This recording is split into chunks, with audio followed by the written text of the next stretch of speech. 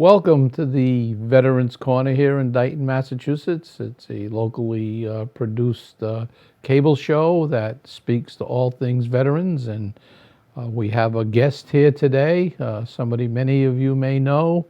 It's retired colonel from the Air Force, Bob Perry, Robert Perry, I guess, if we're going to be formal, Colonel. When I was in the service, I answered to many things. I bet you did. I bet you did.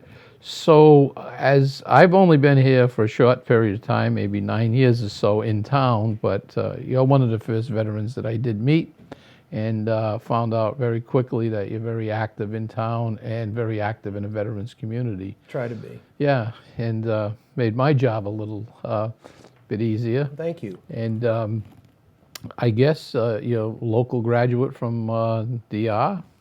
Yeah, if I may, Sure. just real brief history. I graduated from DR in 1967, and from now what's UMass Dartmouth in 71 with a degree in engineering. And then I went into the Air Force in July of 71 and went to a number of places. And then the Air Force, I had been in about 4 years, offered me an opportunity to what's called the Air Force Institute of Technology to earn a master's degree in a civilian institution. So I earned a master's in engineering from the University of New Hampshire, and then went along through a number of assignments until I retired in 95. Yeah, I see that you have an impressive list of places you have been and things. And, well, me being a Navy guy, maybe you can explain to me. It says here you entered OTS. What is that? Officers Training School, Ah. 90-day wonder. Okay, yeah, okay. Yeah, and then you got commissioned as a second lieutenant. Right. And my first assignment was at Barksdale Air Force Base in Louisiana. And from a boy from New England, going down to the Deep South was quite a cultural shock, but Yeah. You acclimate. And, you know, we talk about stories, how people learn things, and people think of second lieutenants.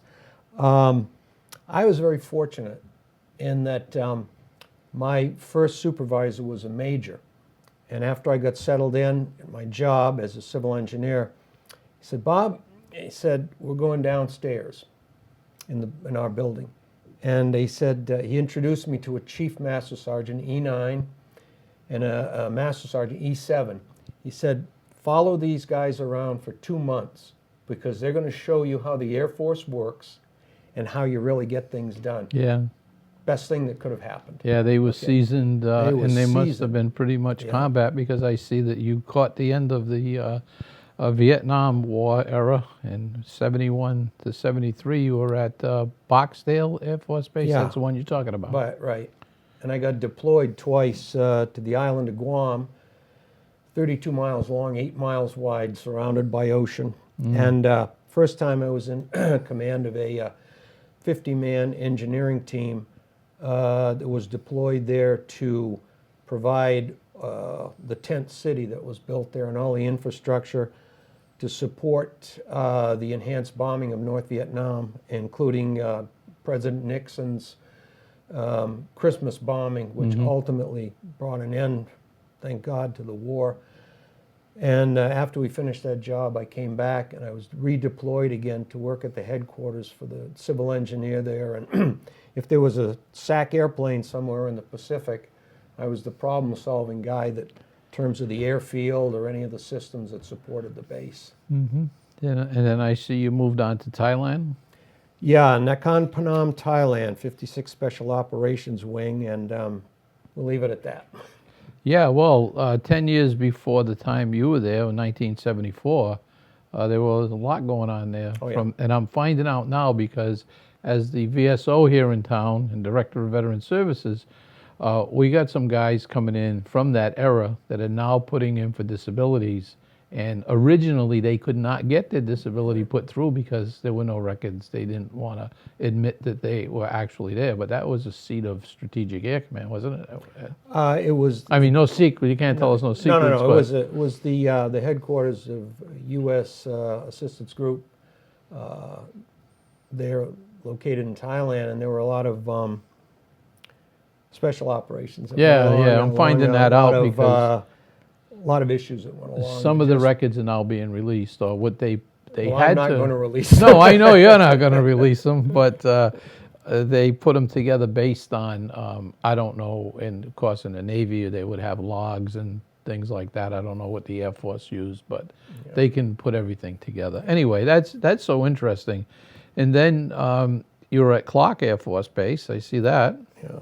at 2 one months point in down time. Yeah. in the And- Philippines. Yeah. Then at the University of New Hampshire, what did you That do? was- What did you do there? Well, that was the master's degree program that the Air Force sponsored me for. Apparently, they liked my work that I did prior to that, so I was So how many offered, years did you spend in active?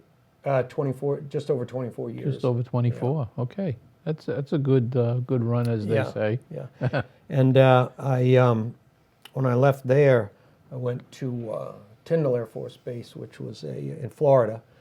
And throughout my career, I always liked to grab hold of things that nobody else wanted to do. And because those were the interesting, exciting things. And one of the things I did there was chemical warfare defense. Okay. And that was a time when the U.S. government was very concerned about dealing with chemical weapons. And my job was to find out ways, test ways, and create designs for making existing facilities chemically hardened against chemical agents until we could move to another generation of not only hardened facilities against weapons, but also against chemical agents also. So we hear a lot today about the PAC Act, which you must have heard about, which is the contaminants that were on different bases and things. Did any of that get left behind, or we're just talking about other types of contaminants? No, I think that act deals primarily with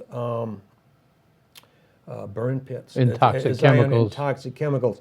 No, when we closed a base in Europe, when I was stationed there as the senior engineer, we were very meticulous about cleaning up Sure. everything, because what we didn't want to have happen is what you see happening now in some of the bases that are in the Southeast Asia. Right. Excuse me, Southwest Asia. And then you moved on to, I recognize this one, Pierce Air Force Base. Oh, That's a new one. Pease. Pease, Yeah, Pease. Yeah, that was Strategic Air Command, and that was a very, very good assignment. I did very well there. I was in the lead of a very, very good group of people. I changed career fields and became what was known as a bioenvironmental engineer, which is basically the Air Force's version of OSHA, EPA, FEMA, and the Nuclear Regulatory Commission all rolled up into one, with the wartime mission being essentially nuclear, biological, chemical detection and defense. The next two I don't recognize, but you can tell one's in Georgia and one was No, in no, Maryland. Ramstein Air Base, Germany. Oh, Germany. Yeah. Yeah, again, I went there as a follow-on. I mentioned the chemical warfare defense down at Tyndall. I was one of the leads in the second generation of designing hardened facilities against heavy weapons and chemical warfare agents, primarily for the medical side of the house, to bring what would have been medical treatment for casualties, which would have had to have been way off base in what was called a safe area. It could be done on base and return people to duty as quickly as you can, or treat them as quickly as you can and move them along. And I followed that up. I went from there to Fort Detrick in Maryland, worked with a number of people in base operational support, which is, people say, well, base operational support, what does that mean? An easy thing to do. Well, no, it's not, because you can't, for instance, I couldn't come up to you and say, oh, by the way, I need this, I have this facility, I need power. Well, you need to know what kind of power, how much of it, the phasing of the power, you need water, you need everything to operate that base. And my job was to delineate all of that by each Air Force site that we had and go over to the support personnel, whether it was be the logistics personnel or the civil engineers or whoever, the fuels people. You know, you can't say, hey, I've got all these generators out there, I need fuel. Well, the logistics people needed to know how much, when, et cetera, for their planning purposes. So that's what I did at Fort Detrick. And then I went back to Ramstein to headquarters Air Forces Europe as So you came back to the States I came back to and to then state Fort deployed again Yeah, back back in, as a permanent change of stations back to Germany. So between the early 70s and you come down to 1990, 94, things had changed drastically, I imagine. Oh, I guess. Yeah, yeah, Quite a bit. yeah. It more use of computers, et cetera. But still, the basic dirty work, if you will, had to be done at some point. How in were time. the employment numbers post-Vietnam and coming up into the 90s in the Air Force? Did they pretty much have a full complement?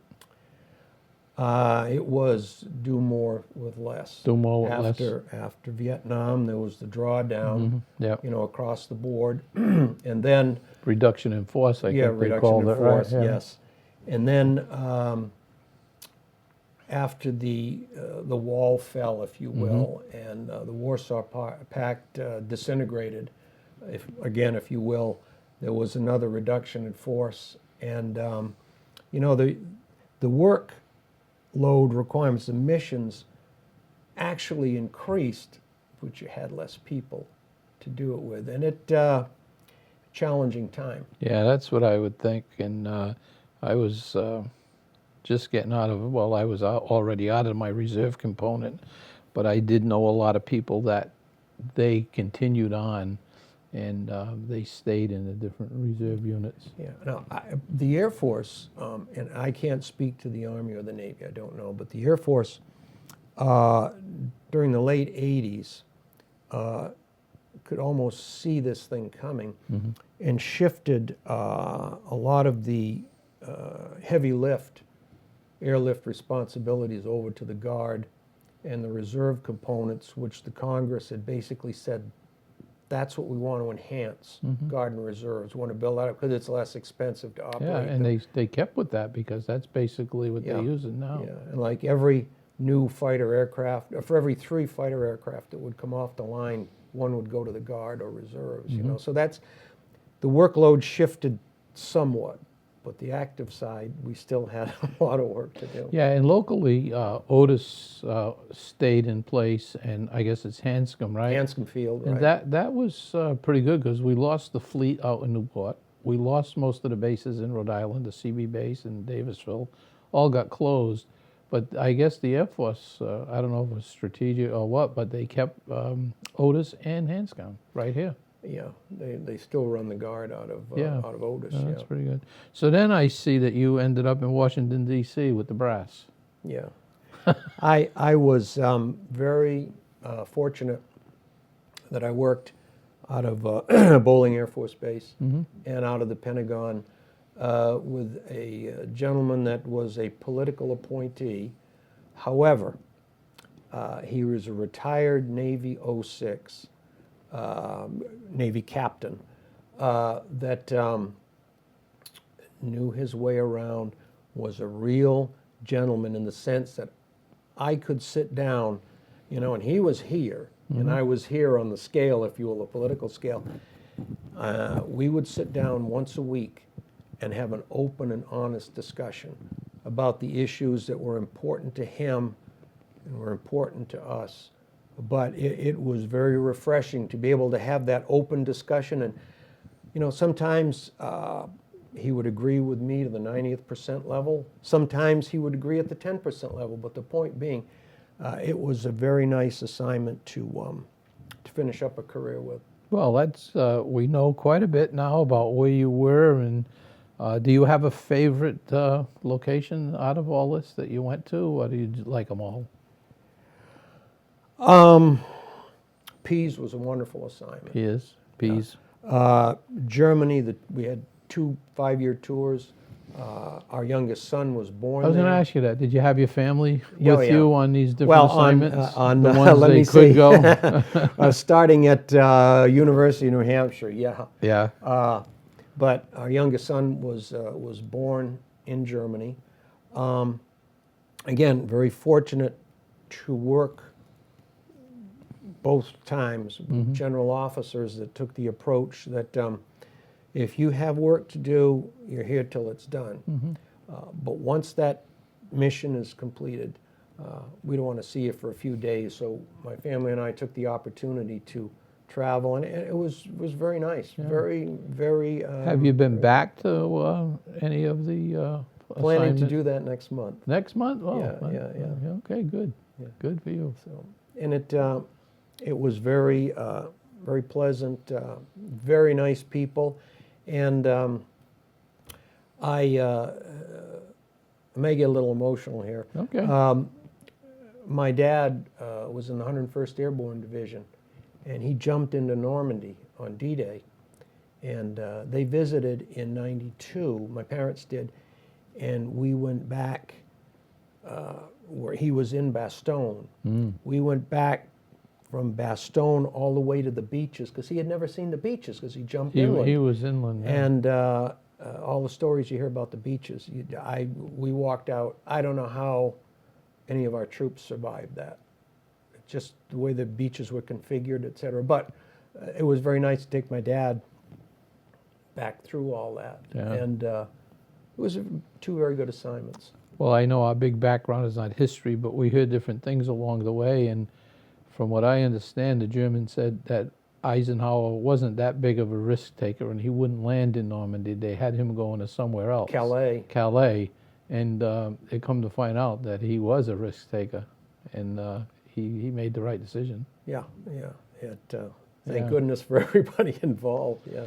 Yeah, so then you came back to your beloved Dayton, and Yep. you've been very active here in your former selectman. Yes, for 2 terms, and I didn't run again. Family issue.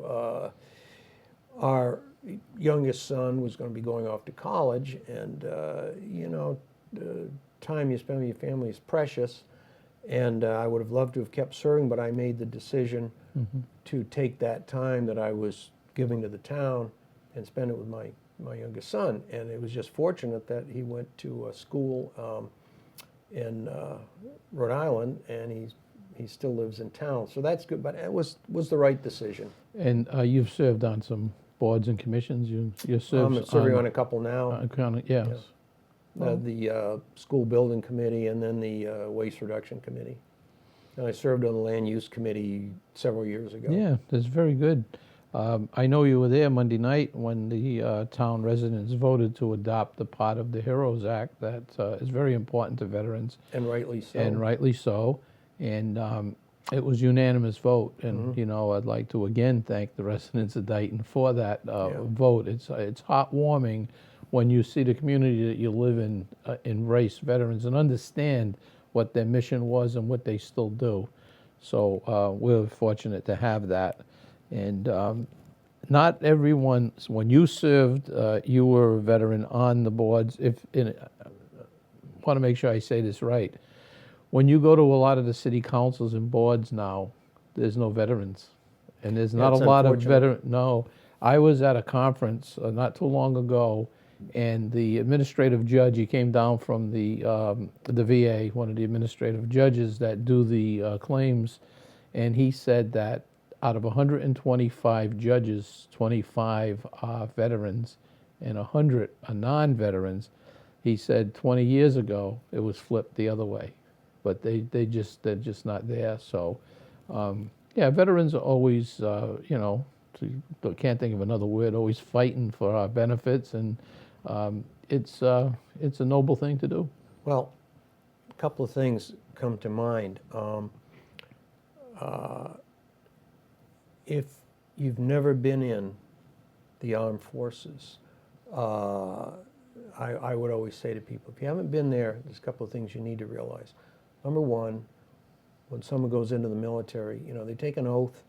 They say they're going to support and defend the Constitution of the United States against all enemies, foreign and domestic. Yeah, with their life. And with their life, that's right, you sign away your life. And regardless of and many people don't understand this, you certainly can. Every veteran out there can understand what I'm about to say. Your service leaves you with a different perspective on things, a more perhaps global perspective. And two, it leaves with physical or mental scars. And that's what that act is all about. It's those physical and mental scars that will be with you for the rest of your life. Yeah, they have now decided through the PAC Act for any of the contaminants, it's not limited to just certain bases, that they wanted to write into the legislation, because they found out that most of the bases had some type of it. So now on the remands from the appeals, the judges are saying, we want to know every place the veteran served and what was on that property when that particular veteran was there. And one of the reasons they're doing it, they're trying to get by all the lawyers and claims, because one of the things is, it's your right to get a lawyer, and you can go, but the lawyer is going to take some of the money that you're going to get. Oh, yeah. And they're also going to cost the government a lot of money because it's handled on a different level. So what they're trying to get it all done in-house, where a veteran will feel comfortable coming in and saying, look, I'm going to get an advocate from maybe the DAV, or I'm going to get an advocate from the American Legion. I'm comfortable with that, rather than getting someone that's going to, charge a lot of money to get it through. Claims have been coming in faster, and claims have been a higher percentage of being granted. So any veterans out there that feel as though that they have any disability, get in touch with one of us VSOs around, and we'll send you in the right direction. And absolutely appropriate. Absolutely appropriate. So, any more stories? I mean, how can you be all them years? You must have had something going on there. That's a long time. Yeah, That you want to tell. in that case. I mentioned two of the assignments I had involved, people ask, well, what did you do? Say, oh, I worked in chemical warfare defense. They immediately want to move about 10 feet away from you, like, not that. But one I mentioned earlier is when I was deployed to Guam the second time, and I was our boss's go-to guy if there was a Strategic Air Command airplane anywhere within the Pacific Theater that had a problem. They were having a problem, rather, with runways, taxiways, pavements, facilities, anything. My boss would send me. And I did so much traveling that one night I woke up in the back of a C-130 cargo aircraft. No clue where I was. No clue where I had been. No clue where I was going. So I asked the crew chief, I said, where are we? And he said, Lieutenant, you're in a 130. So I know that. And after that, it gets kind of scary when you get disoriented. So I used to keep a book on my whole trip, and as I went somewhere, I'd mark it off. Yeah. I'd put, okay, now So I'm you going put a here. pin in there. But it just kind of get disoriented at times. Yeah, the C-130 is the first time I was in one was a jump coming back from Cuba to North Carolina, and we had gone down on commercial flights out of Quonset, so I was still, hey, this is an airplane, you'd see them on TV. I was 19 years old, and when they ever threw us in the back of that coming up the coast, and it's a basket and all the hydraulic, there's a guy walking around that blue jumpsuit with his wings on, and I was a little knee knocking at the time. Yeah.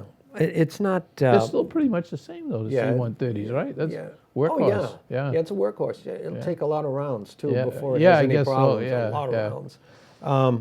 But you're not traveling in the first class. With somebody coming by, would you like a drink? No, you're not. No, you're not. Yeah, Anyway, you're strapped in, looking out the window. That again, I mentioned Germany. I mean, it was a wonderful assignment. We worked very hard, did a lot of things. But we had opportunities to travel as a family, so that was enjoyable. Good. And The Veterans Office here in Dayton is doing very well. We have a lot of traffic coming in. A lot of the young National Guard, actually. And surprising to me is that you'll get somebody maybe 25, 26 years old come in, and they'll say, yeah, well, I've had 3 deployments. Because I don't know about your day, my time and was, you know, 1 deployment, or unless you signed up for it or stayed in like you did. But they're going back 3 times. One of the things I thought was strange too, if you were disabled and you're still in the Guards, you have to sign a waiver to leave your compensation check suspended, because you can't get 2 checks. Right. And then they will suspend it, go again for another 7 or 8 months, come back, and then they don't want to give it back to them. Then they got to go through the process all over again. It's crazy. Yeah, I'm not familiar with that. Yeah, I just a know little that, backstory, because I know some of the people watching would be, you know that, because, you know, they have that issue. So, but it's moving along, things are moving along, and it's good that Dayton has the amount of time they put into the office. You know, it's a smaller town, part-time, but we have somebody there 4 days a week that works, you know, at the office. So if a veteran comes in, you can, you know, get some service and then get to find out when I'll be there. So, you know, one thing that I've always said to people, and I need to say it here. People ask me, well, you know, what about the service? And, you know, everybody has their own opinion. But I will tell you this. I was 21 years old when I went in. And I thought I knew everything. Thought I knew everything about me. I knew everything about that there was to know. And I say this very positively. You learn very quickly with the challenges that are put before you, who's in here. mm-hmm. You learn real quickly Oh, about yeah. who is really in here, and you also develop an attitude that somebody once said, if you say, I can't do that, you're right. Mm-hmm. If you say, I can do that, you're right again. And you develop that mentality of, I can take on anything. And that's what the service did for me. I can take on anything.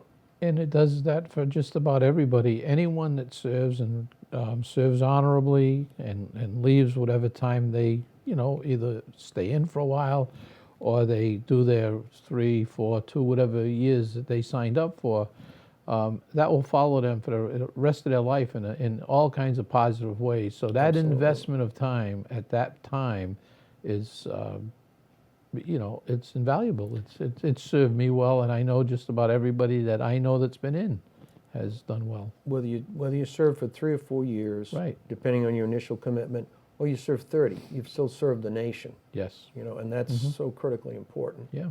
Yeah. So we're fortunate. I know the numbers. They were talking about it on the news the other day. It looks like the numbers are up in the military, the meeting quotas. The last 2 years, the only one that met their quotas was the Marines. Right. What's going on I there? know. But, you know, the Air Force was the place to go. I had that choice, but for some reason, my father was in the Navy, and actually, I'm going to be going to Pearl this year. I want to see. He went into Pearl while it was still smoking. He went in like late December of 41, and when he got there, when they left Frisco. So I want to spend some time. So I went in the Navy, but the Air Force was pretty much, a lot of people were talking about the Air Force at the time. I actually had an uncle that spent 30 years. He was down in Texas. Really? When he came back, he was in Texas, yeah. He did both wars. He did Korea and Vietnam. He was in Vietnam when I was in Cuba. We wrote some letters back and forth. Is that right? Yeah, Yeah. yeah. We had a couple of years ago, we went to, as a family, went on a trip to Hawaii, and I actually got to visit the Missouri, and I have pictures of my family and my wife and I standing right there where the documents were signed, ending the war in the Pacific. Yeah. You know? And they had all the photographs up there and everything. It's a very moving moment. Yeah, and just locally, we're so fortunate to have the things we have here. We have the Massachusetts in Fall River, we have the Vietnam Wall, and we have the statue, 75% of Iwo Jima down there. We have the whole park. We did have an airplane, you know, and Fall River had an airplane in Kelly Park, down in the Globe section of it. It was a smaller, I can't think of the type of plane it was, Okay. but it was there for a long time, and they took it out in the 80s. It was all fenced off. Somebody had brought it in. Fall River even has a cannon from Germany that was used against us. Oh, in '88 probably? Yeah, and there's some talk they were going to restore it, and the history behind it is when the war was over and won, I guess England got all these cannons, and then they made them available and they shipped them over. So it's down in Kennedy Park in Fall River. Yeah. It was Yeah. used against us. So, well, anyway, it's a good story. I don't know if you have anything else you'd like to add to our show. It's very interesting. No, I just say, again, it was not, when I went in 71, it was not my intent to stay in. Really? No, it was not. I was going to do What was the hook? one tour, and I was going to get out. And when I got deployed to Guam and started seeing the real operations, you know, in support of Vietnam, and then when I went to the 56th Special Operations Wing, you know, I kind of took a step back and said, you know, maybe this is what I'm supposed to be doing. And as time went on, I thought about that more and more, and I said, yeah, this is what I'm supposed to be doing. And then it just so happened that they offered me, they being Headquarters Air Force, offered me an opportunity to go to school, and that was kind of the final lock. Sure. And never looked back, no regrets. No. So I'm glad I made the decisions I made, and things worked out the way they did. Well, it's an interesting story, and I want to thank you for coming in and spending It's some been a time pleasure here with us. and a privilege. And the residents who probably most of them know you. You've been here for so long, and like I said, I'm a newcomer, and I asked an old veteran. After I was here about 3 years, I went to one of the veterans' breakfasts. I hadn't started working yet for the town. It was up here in the church, and I said, how long do you have to be here before you're not considered a newcomer? And he says, how long you been here? I said, about 3 years. He says, well, about 50. He said, and then you won't be, you'll be a newcomer. Anyway, so I love the town. It's a very nice place, and enjoy working with the veterans here. And I would like to thank everyone for watching, tuning in. We'll be trying to do this quarterly, and if you need any veteran services, stop down to the office downstairs in Old Town Hall, and I'm there on Monday, Tuesday, and Wednesday mornings, and I'd be glad to see you, be glad to help you with any issues you have, and if you have any questions at all, give us a call. We appreciate it very much. And to everyone in town, that you all support veterans, and it certainly is appreciated. Thank you. And thank you. Thank you. Thank you for all you do. Be Thank good. you. Be good.